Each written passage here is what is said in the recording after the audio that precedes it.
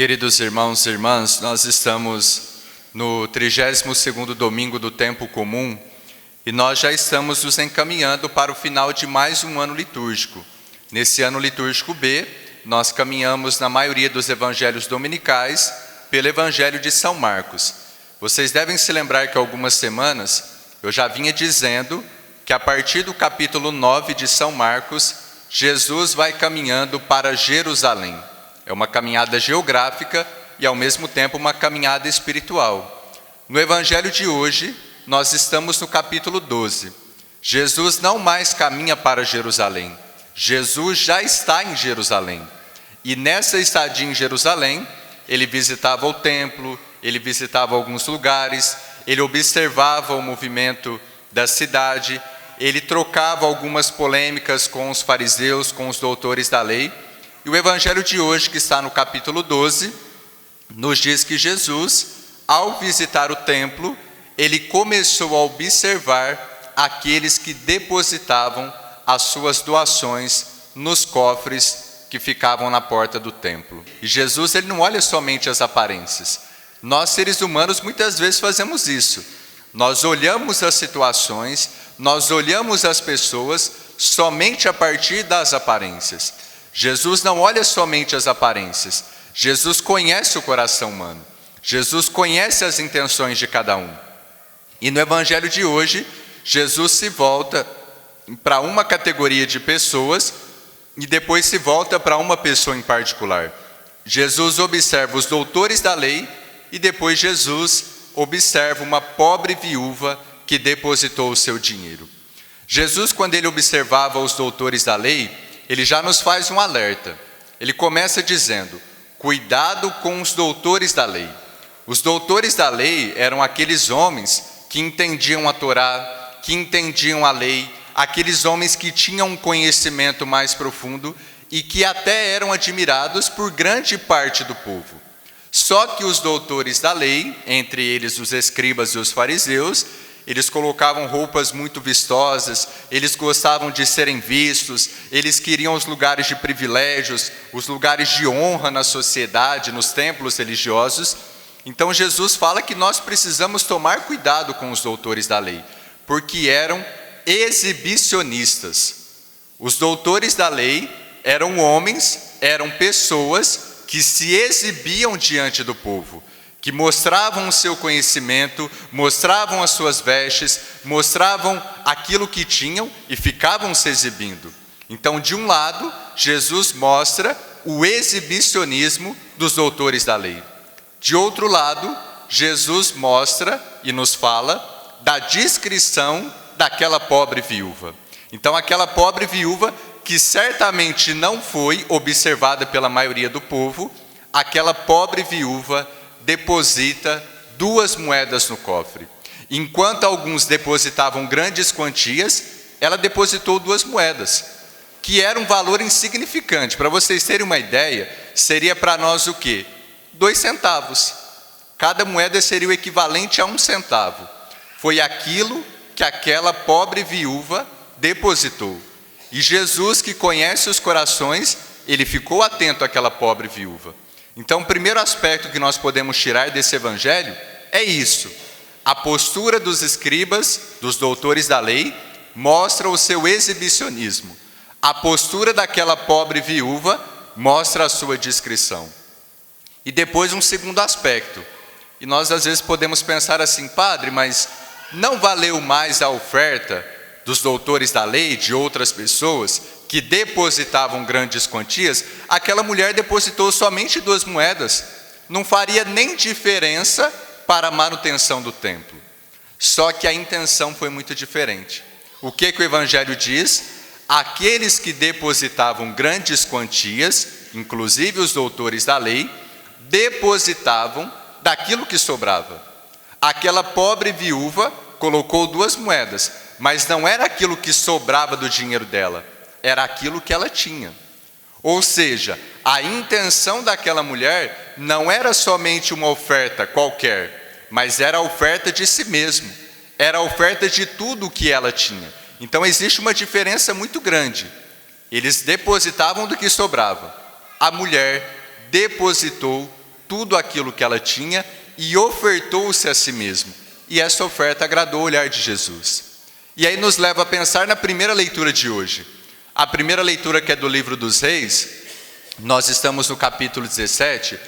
A partir do capítulo 17 do primeiro livro dos Reis, vai nos falar do papel do profeta Elias.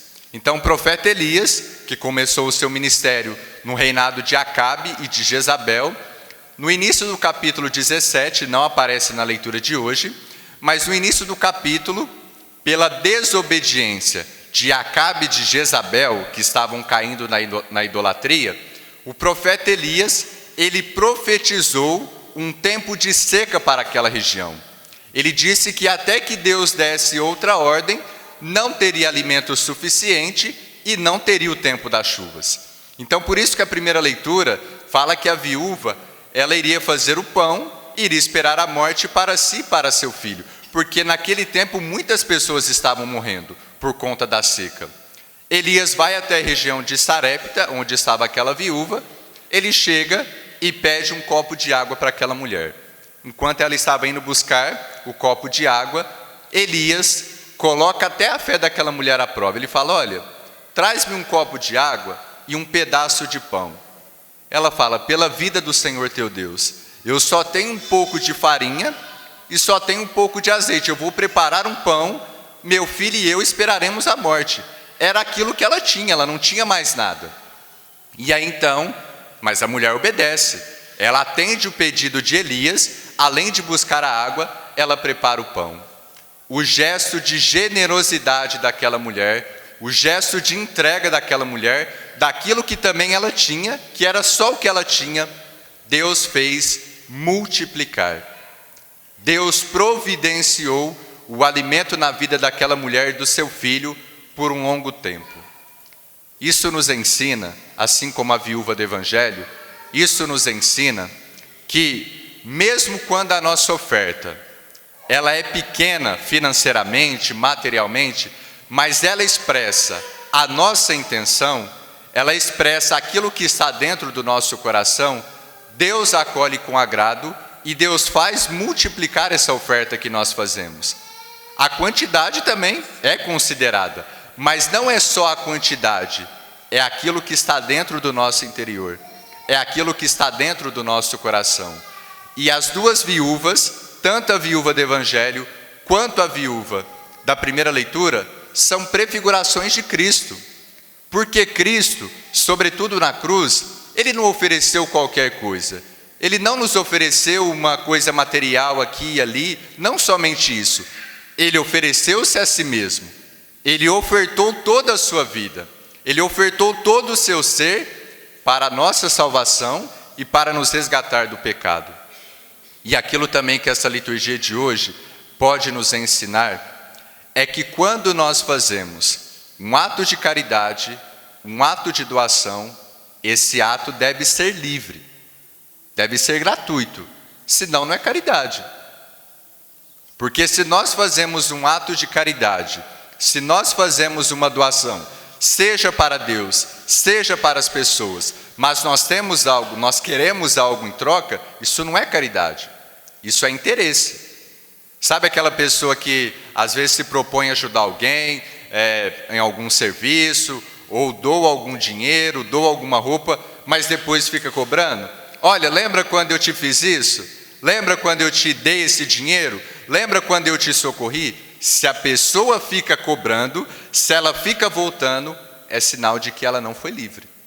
É sinal de que ela não teve gratuidade. E aquele ato que parecia ser um ato de caridade, que parecia ser uma doação generosa, no fundo era um ato que por detrás trazia um interesse. Era um ato que por detrás esperava uma cobrança no momento oportuno. Então eu digo, se nós não temos liberdade e gratuidade para fazer uma caridade, não façamos.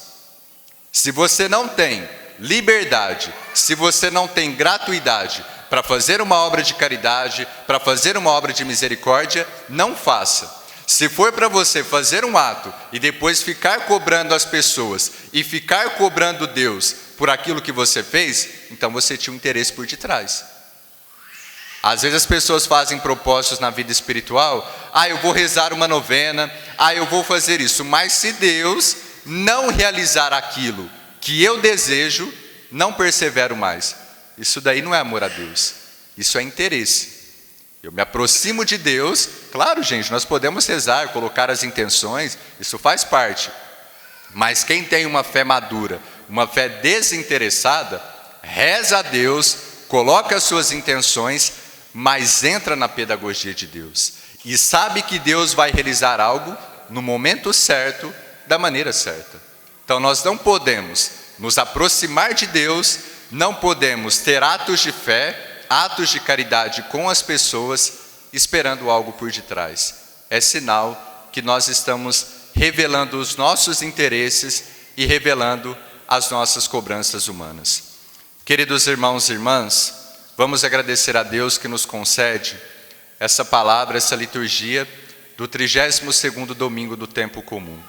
O Catecismo da Igreja diz que em cada missa que nós rezamos, nós atualizamos o mistério pascal, paixão, morte e ressurreição de Cristo. Por isso que é importante participar bem da missa.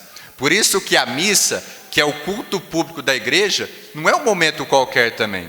Não é um momento que eu me comporto de qualquer maneira, que eu me visto de qualquer maneira, que eu participo de qualquer maneira, não é. É o momento em que nós atualizamos o mistério pascal. Atualizamos o sacrifício da cruz, de forma incruenta, sem derramamento de sangue, mas é o mesmo sacrifício. E aqui na missa, na Eucaristia, Jesus oferta-se por inteiro. O Pai envia o Filho na espécie do pão e do vinho que são consagrados, santificados pelo Espírito para alimento da nossa alma. Então aqui na missa, nós temos a maior prova de que Jesus, ele se oferta por inteiro. Ele se doa por inteiro a nós, para nos resgatar do pecado, para nos dar a salvação e para alimentar a nossa alma.